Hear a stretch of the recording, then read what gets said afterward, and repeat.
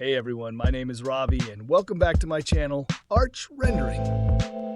In today's video, I'm excited to share one of my latest projects, a stunning modern and contemporary monoslope house design that I created in Revit and rendered using Inkscape. This house is all about clean lines, big black windows, and bold architectural details.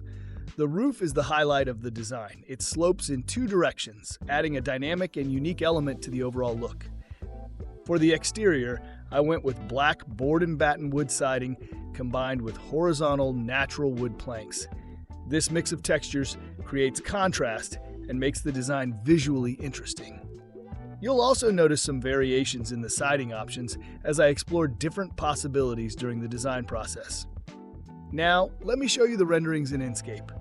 I'm really proud of how they turned out.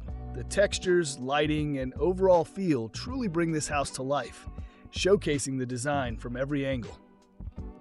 If you're enjoying this content, don't forget to like, share, and subscribe. Follow me for more behind-the-scenes content and inspiration.